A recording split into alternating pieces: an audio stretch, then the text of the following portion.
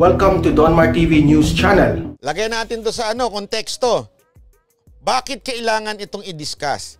Remember, recently lang, si Pangulong Duterte na nagsabi, kahit magpasa kayo ng franchise yan. Hindi ko anin yan. Bayaran nyo muna yung utang nyo. Bayaran nyo muna yung problema sa tax. Ito yun eh. Makiramdam na kayo mga nasa kamera. Ito na nga yun eh. Pinapaayos ni Pangulong Duterte.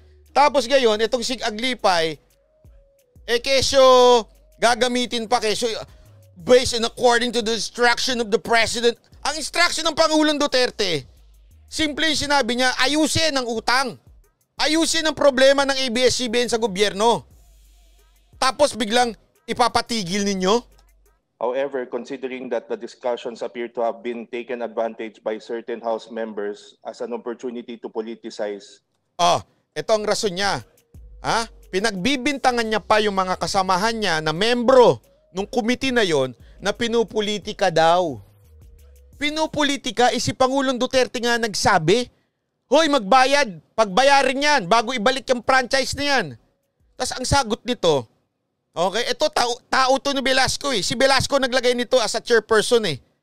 Ang sinabi niya, pinupolitika daw ng mga membro ng komite.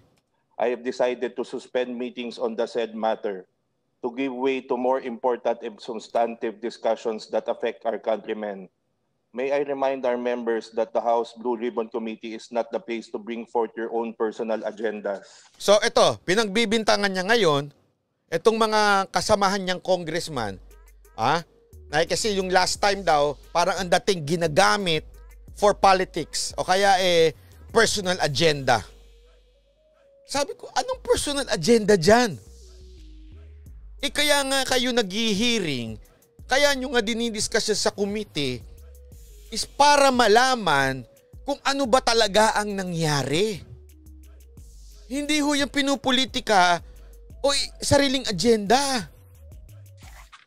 Neither is it the avenue for you to grandstand for media mileage. Nag-grandstand pa daw for media mileage. Yung mga Congress, inakasuhan niya. Yung mga kasamahan niya sa committee na nag-grandstand pa daw. Tama ba yan? Congressman Aglipay, tama ba yan? As representatives of the people, we must place the interests of our countrymen ahead of our self-interest at all times. Ito pa, hindi daw interest ng taong bayan to dahil nasa pandemya tayo. Sandali ho, Congressman Aglipay. Pag tayo nakasingil ng tama dyan sa ABS-CBN, sa tingin mo saan mapupunta yung pera? Di ba ipangtutulong ng gobyerno yan sa taong bayan? Ang laki ho niyan. Ang laki hong hindi akusasyon na hindi nabayaran ng ABS-CBN. Kayo ho ang magdedetermine. Yung committee ninyo magdedetermine kung totoo ba o hindi. Bakit mo isususpend bigla? Ang laki na makukuha nating pera dyan kung sakasakali pag pinagbayad natin ng ABS-CBN. The House Blue Ribbon Committee stays true to its mandate and jurisdiction over all matters directly and principally relating to the malfeasance, misfeasance, and nonfeasance committed by public officers. Today, we continue this journey with an investigation that affects the lives of our fellow countrymen, not from big businesses and companies, but in a simple barangay located in Osamis City, whose lives have been greatly affected in the middle of the COVID pandemic.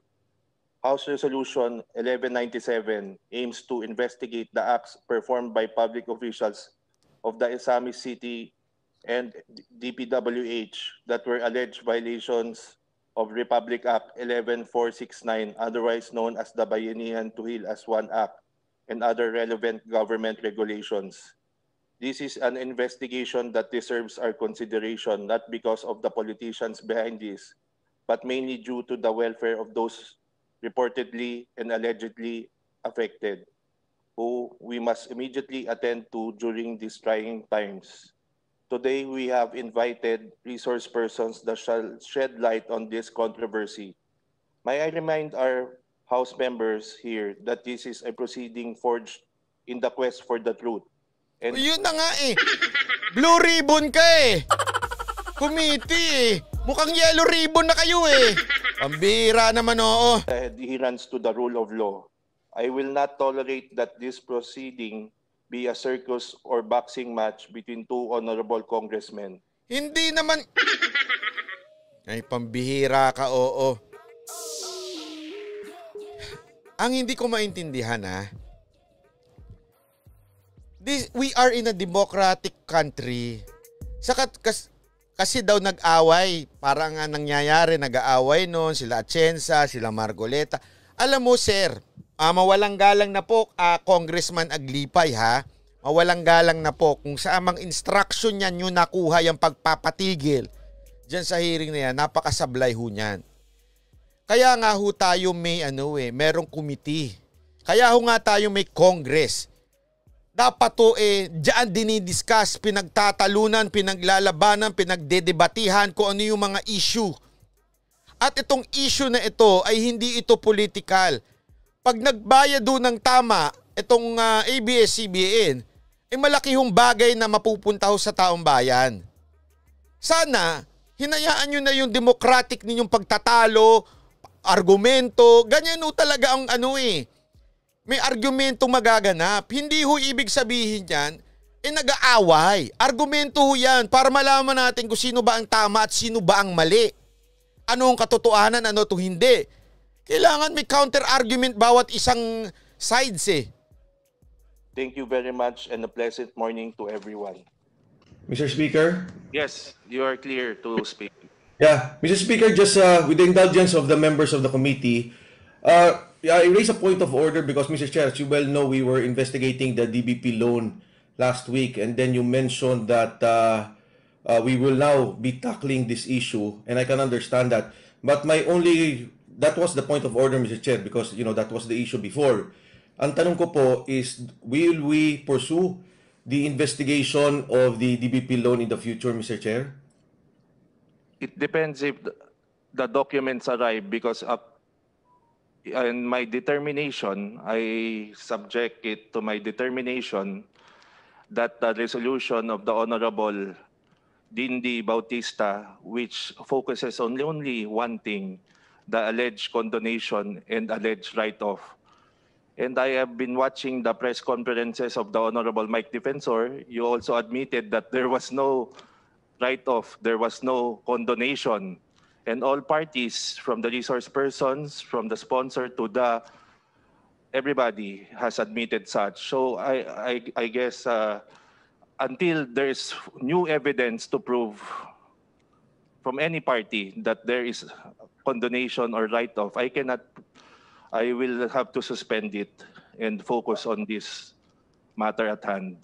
That is my ruling on that, Honorable Defensor. Yes, I leave it to the committee, Mr. Chair.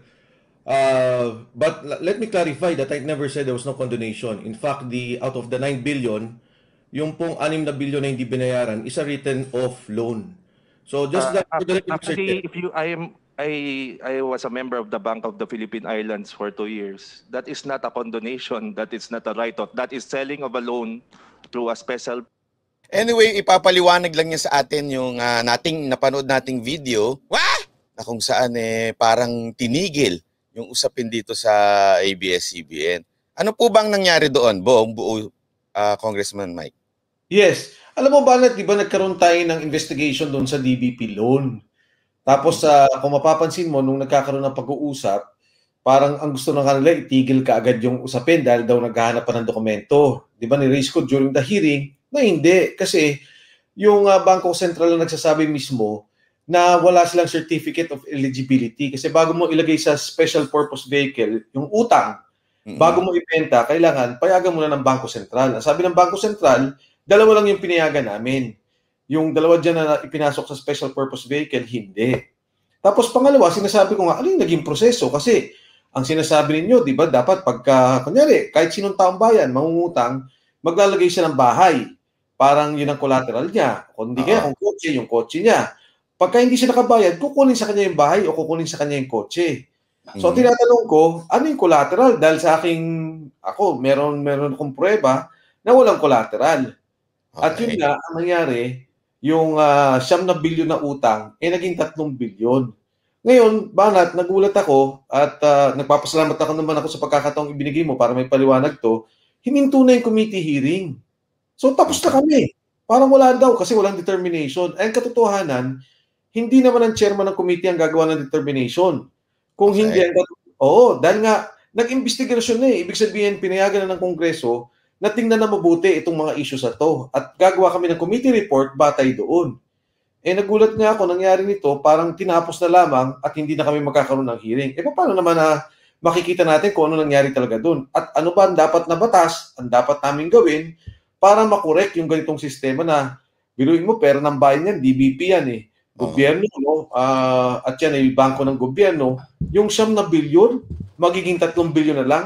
Yung 6 na bilyon na wala. Sabi nga ng marami, pag mahirap, napakahirap mangutang. At syempre, pagka hindi nakapagbayad, mailit yung iyong gamit. Pero pagka mayaman, lalo tigit, may influensya dito sa nakikita natin, parang baliwala na lang. At napapabayaan na lang yung utang nila. Bumabagsak pa, ni walang nailit doon sa kanilang pagmamayari. Okay. So, ganito po ang nangyari. Di parang wala na. Ganun na lang. Stop na. Yun ba na lumalabas, Parang hindi ka nagulat nga nakikinig ako eh. In fact, kasi di ba nung nagkaroon ng hearing doon sa komite, ito yung kay Congressman Dante Marcoleta. Ngayon, normal naman kasi Banat na kuminsan sabay-sabay yung hearing. Yung iba, uunahin mo muna, tapos yung iba naman ang susundan mo na hearing, no? Kuminsan kasi nakakasunod-sunod. Dito ang sabi niya, kung mapapansin mo doon sa committee hearing namin, at mismo doon sa recording, ang sinasabi niya, hindi, sa determinasyon ko, wala na. Kasi wala namang ebidensya eh. Tapos parang ako pa nga sinabi niya, hindi ba ikaw din sa interview mo, sabi mo walang condonation? Sabi ko, sandali. Nire-respeto ko yung opinion mo, pero wag mo sabihin na sinabi ko na walang write-off. Kasi yung condonation, ang ibig sabihin ng condonation, pinatawad mo na. Wala nang utang. Pero yung write-off, ang ibig sabihin, yung 9 na bilyon, ginawa mong 3 bilyon, yung 6 na bilyon na nandun sa libro mo, tinanggal mo yun, ni-write-off mo yun. So sabi ko sa kanya, sa akin pananaw, hindi dapat yun nangyari. Yung ganitong write-off. And ang mabigat dito, Banat, is, bakit kuminto? Yan ang nakakatakot na tanong. Anong nangyari? Hindi ba dapat kahit nasabihin namin later on na, teka lang, wala tayong ebidensya o hindi natin napatunayan, walang problema sa akin eh. Pero yung hindi ko, naku, nakakatakot yan. Saan ang galing yan? At least, kung may imbestigahan man, kung at least malalaman talaga, meron ba o walang problema ang pag-utang na to, di ba? Kaya lang ngayon, talagang tinigil na lang. Ang rason, parang rason niya yung conflict daw. Ano bang rason niya? Ang sinabi niya dito, Banat, is wala akong determination na merong kalokohan nangyari. Yun nga, Bangko Sentral na nagsasabi. Yung committee hearing namin, na panood nyo rin yung Banat, di ba? Sabi ng Bangko Sentral, hindi naman pumasok sa eligibility yan. So, yun ang tanong. Pero isipin nyo ito, wait lang Sandali lang, ang ingay kasi nung Banat Bay na yan eh. Isipin mo 6 billion. Yung parang nawala kasi from 9 to 3. 6 billion. Yung 6 billion na yun, ang dami na matutulungan nun Pambihirang buhay ito si Congressman Aglipay, Tapos pangalawang tanong ko, ano yung collateral? Di ba bago nyo dapat isanlayan, kinuha nyo muna, kayo may-ari. Hindi naman natanggal sa, parang ikaw Banat, no? Nagsanla ka ng kotse sa akin. Okay. Ako yung bangko. So bago ko kunin sa iyo yung kotse, bago ko ibenta yung utang mo, umutang ka sa kukunin ko yung kotse mo. Ngayon, yung kotse mo, yun ang bibenta ko. Ito, 1 milyon, pero pwede na akong pumayag na 800,000.